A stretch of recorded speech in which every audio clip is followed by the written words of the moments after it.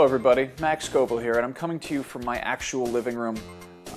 There was a big bee at the Destructoid offices, so we are not recording there today.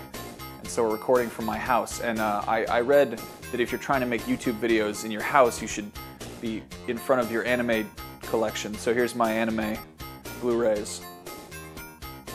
Alright, let's get into the news. If you were expecting lots of exciting news the week after E3, you don't get any because it doesn't happen. The entire video game industry is lying sweaty and ravished on its silk sheets, smoking a cigarette, and feeling entirely exhausted from all the things that happened last week. So there's a few tidbits here and there, which I guess I can tell you about, but if you really were wanting cool stuff, now is not the time of year to expect it. If you're a PS4 owner, you probably got a chance to check out the Destiny Alpha that Bungie released out into the world. I actually played it. I had a good time with that. That was a whole lot of fun. A lot of people got to jump in that.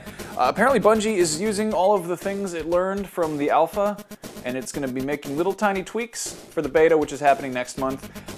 That is going to contain new and different content, I guess, which is exciting because it would be boring if it was the same shit, just slightly tweaked. So we have that to look forward to. In other Destiny news, Destiny is going to be a Sony exclusive in Japan. It's going to be coming to PS3 and PS4. But not the Xboxes. On the subject of Bungie games, there's a few new tidbits about Halo 5 Guardians. That blue guy who hangs out with Master Chief is called Agent Locke, and we will learn more about him in the Halo Nightfall series, which is going to be launching, I guess, on Xbox TV side by side with the Master Chief Collection. His origin story is going to be explained on there, and we're going to learn about him.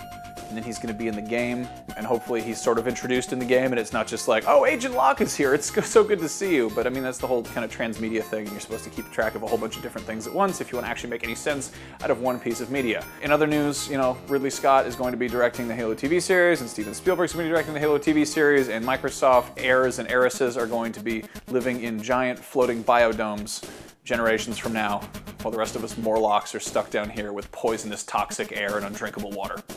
Money. Speaking of money, one company that's had a very hard time making it come out of things lately is Capcom, and they are in an odd situation right now. Back in 2008, the shareholders of the Capcom company put some defenses in place to keep it from getting bought out. Just recently, those defenses have been, I guess, removed, so now if some company wanted to swoop in and buy most of Capcom, they could do that. I don't know what these defenses are. They use the word defenses. I'm not sure if it's like Home Alone and there's just a bunch of like Capcom executives just like creeping around the offices, like, you know, putting Christmas ornaments on the windowsills and like hanging up paint cans. So if anybody tries to come in with like a big checkbook and be like, I would like to buy some shares, they just, you know, whack them in the face.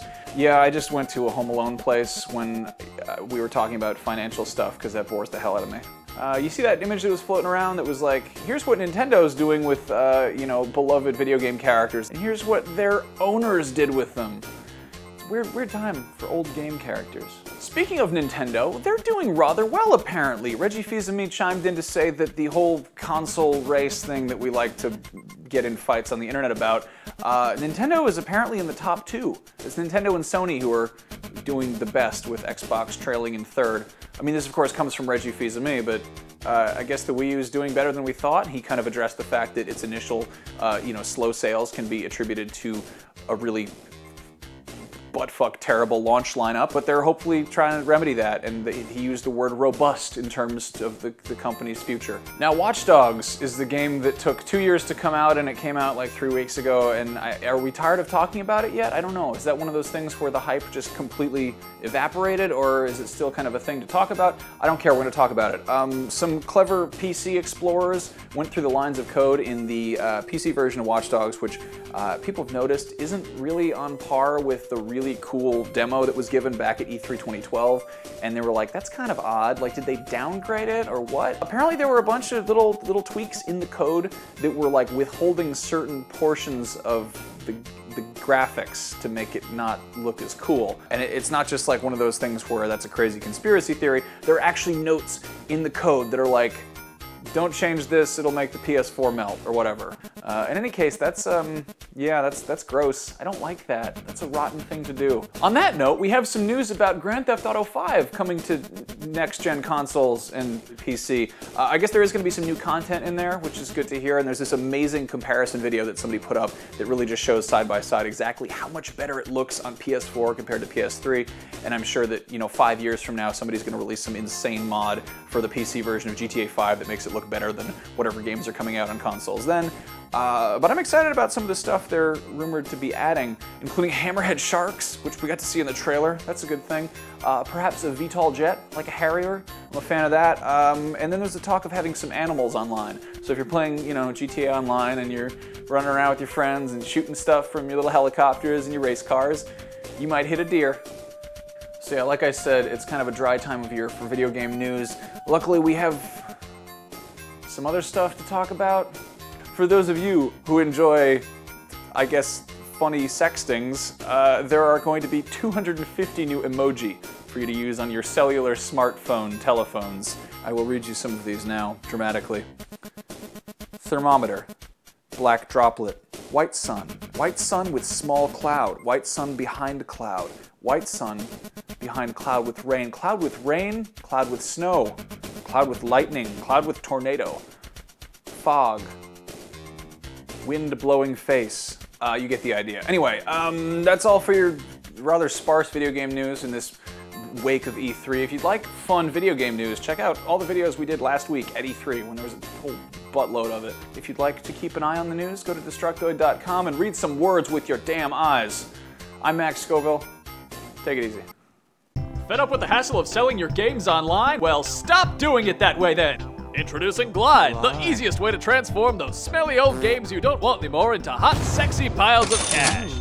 After creating a free account, just click Sell on the Glide website, find your item, describe its condition, and name your price. That's all it takes to list it. No description writing or picture taking necessary. Yeah. Once your item sells, Glide will send you a shipping kit with everything you need to get your old game to its new owner. Everything's pre-addressed, prepaid, insured, and tracked the whole way, so all you have to do is put it in the mail. Once your buyer receives the shipment, payment will be deposited into your Glide account.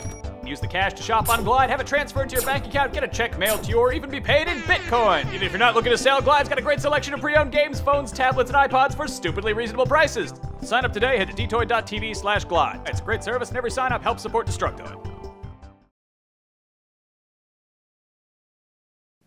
Hot pepper. Fork and knife with plate. Heart with tip on the left. Bouquet of flowers. Military medal. Reminder ribbon.